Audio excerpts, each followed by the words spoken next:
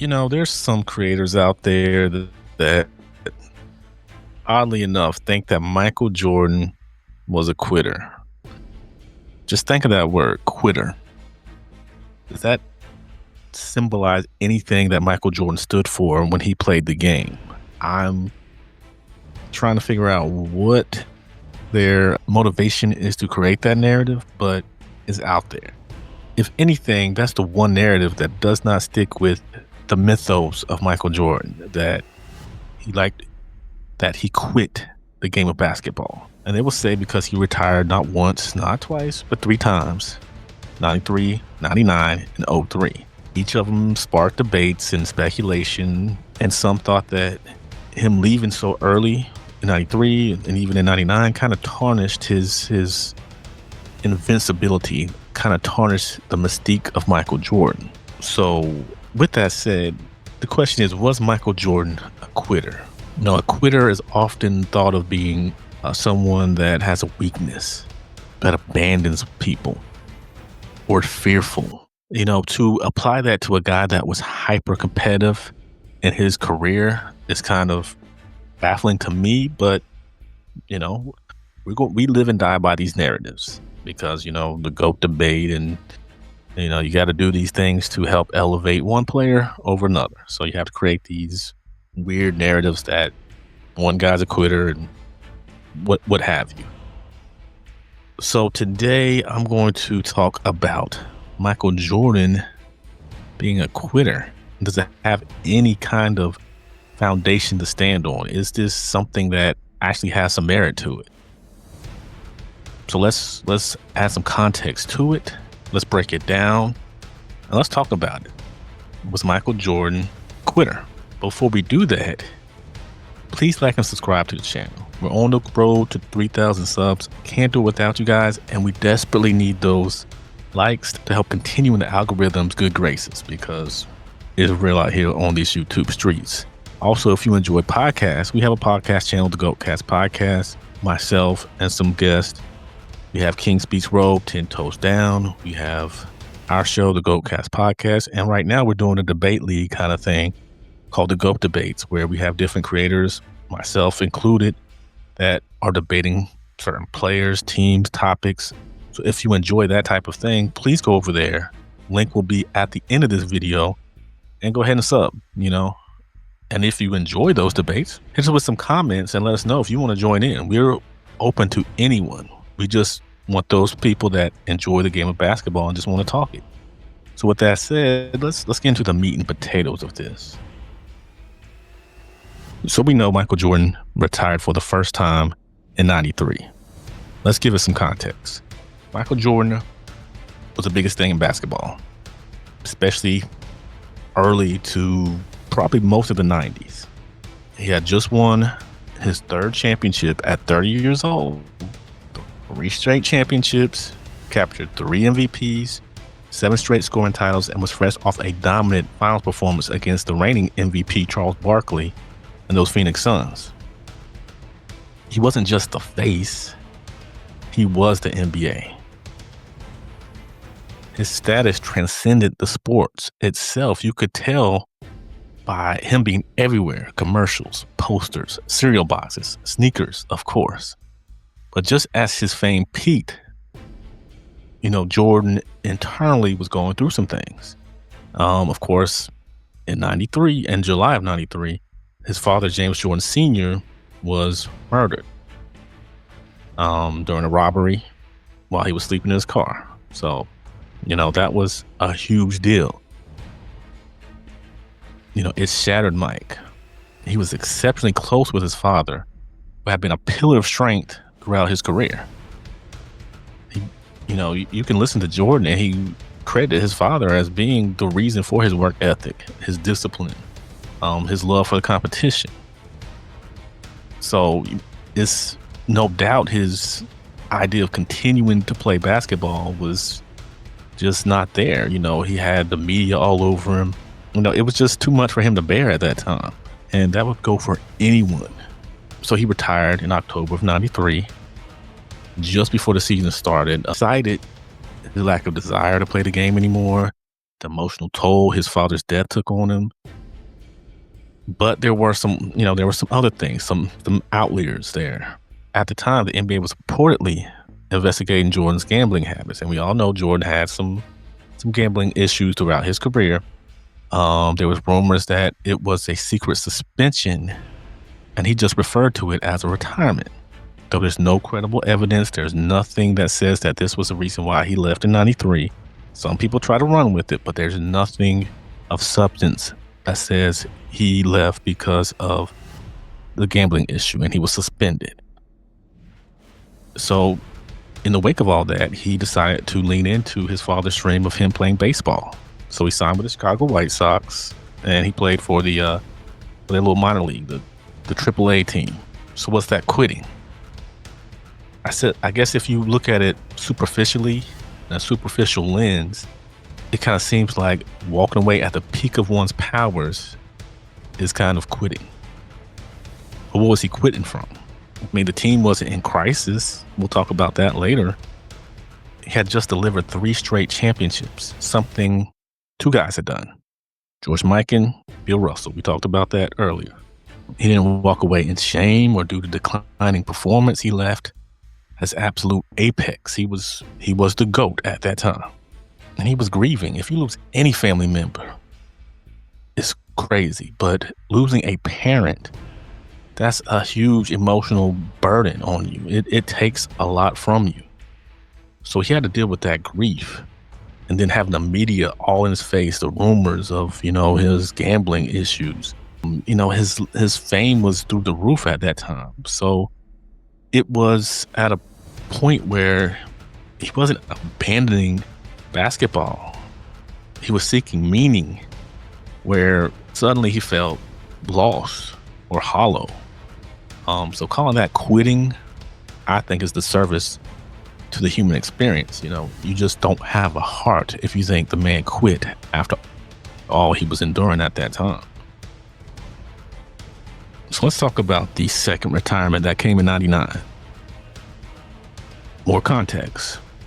So after he did his baseball thing and decided he wanted to return to the Bulls in March of 95, he came back with a number 45. Though his 95 playoff return wasn't what we expected, they lost to the young Penny and Shaq Orlando Magic. It did set the stage for the most dominant stretch in modern basketball history. From 96 to 98, Jordan led the Bulls to 3 more championships, going 6-0 in NBA Finals for his career. Some people think that's something you can just gloss over, but myself, I think that's a big deal. But that's just me.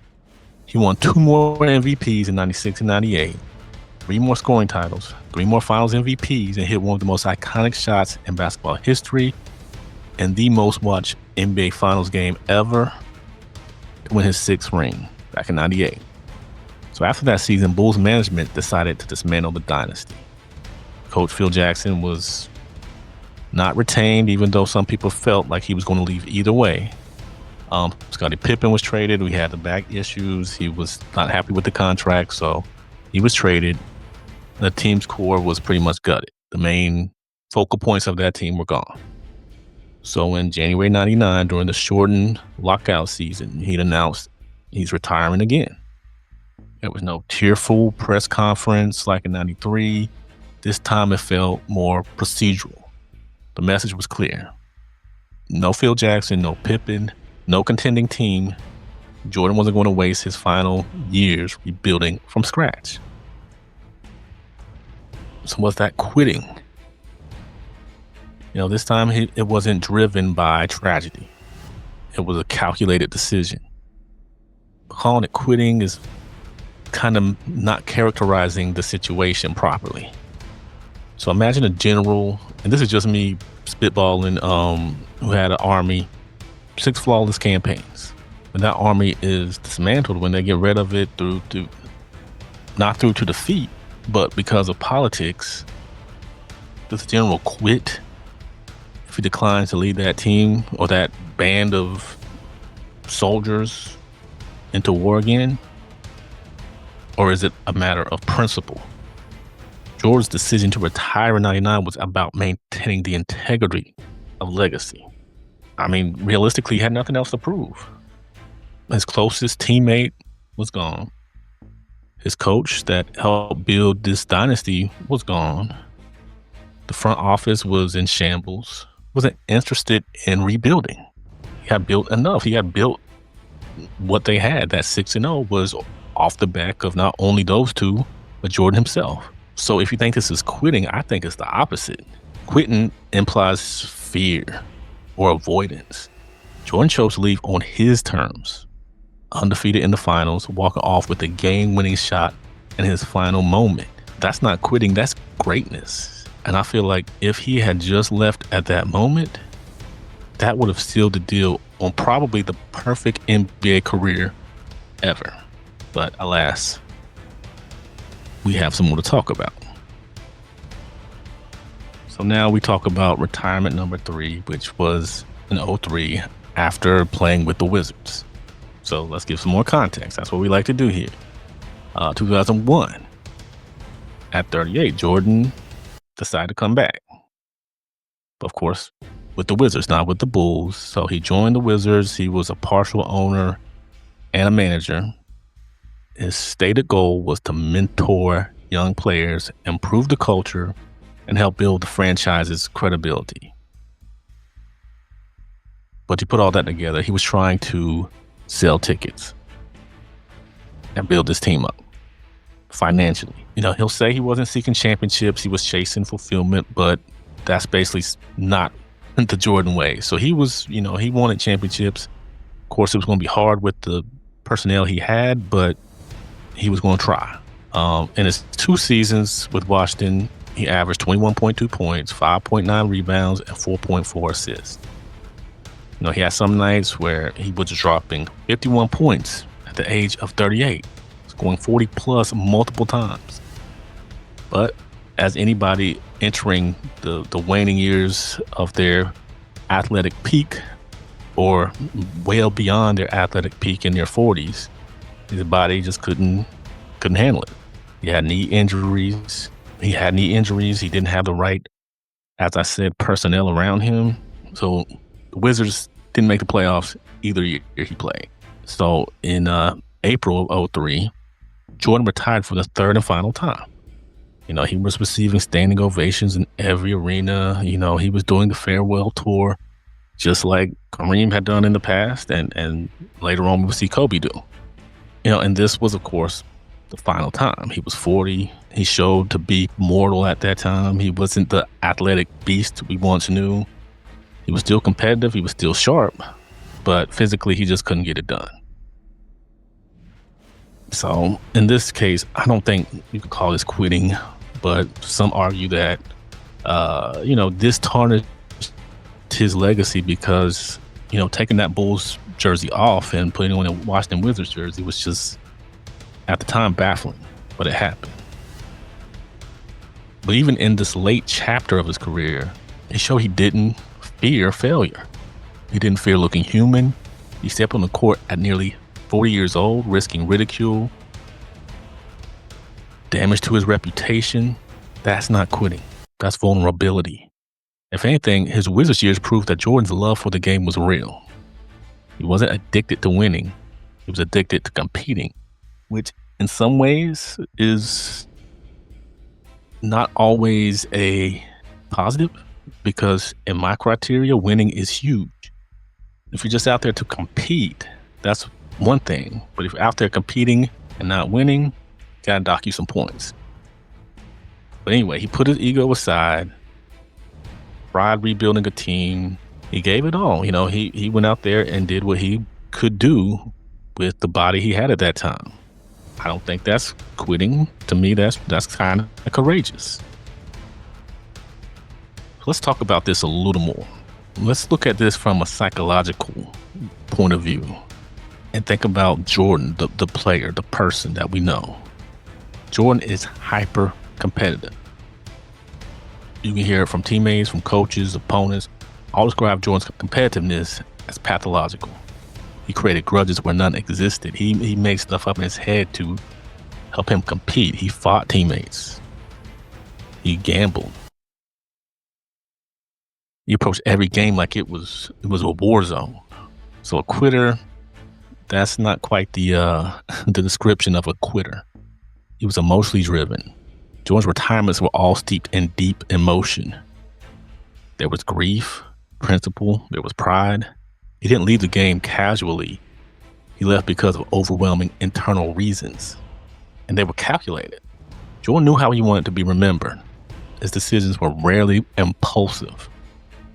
So, he created his exes like he did his legacy. He was deliberate about it. So quitting applies weakness. Jordan's choices, whether you agree with them or not, are rooted in strength and conviction.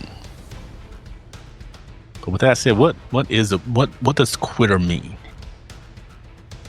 So let's break it down in derogatory terms. Quitter is someone who abandons responsibility out of fear or laziness, avoids adversity or competition, lets others down in pursuit of ease. Now let's take a look at Jordan. Does any of those really define Jordan as a player that we saw? So did he have fear? Was he fearful of adversity? When Jordan returned after the 18-month sabbatical, whatever you want to call it, he took on Penny Hardaway. He took on Shaquille O'Neal. These were young guys. These were young up-and-comers. Then he went on to dominate for 3 more years.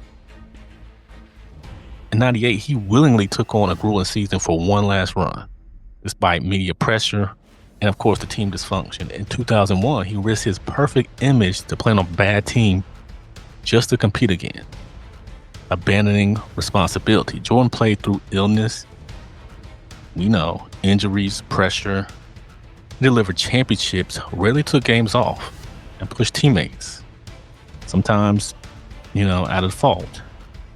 But he helped elevate their standards. Was he avoiding competition? Jordan lived for it. He sought it. He needed it. If anything, his retirements were due to the absence of meaningful competition or the right emotional conditions to compete. So with that said, we know the modern culture idolizes relentlessness, playing through pain, never stepping away, never quitting. But in reality, wisdom and timing are equally powerful virtues. You got to know that. Being smart about it is what players and people need to do.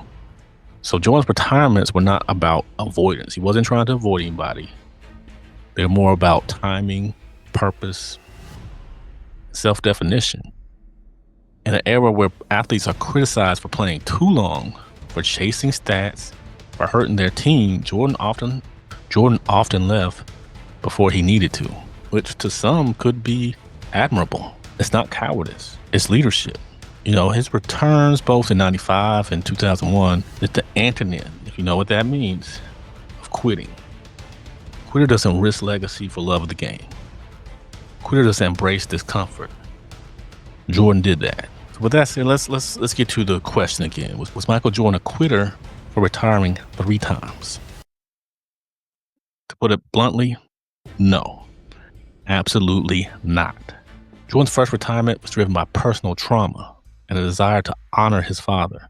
His second was a principled exit from a franchise he couldn't. His second was, yes, an exit, but from a franchise he could no longer trust. And players back then weren't about moving around like they are now.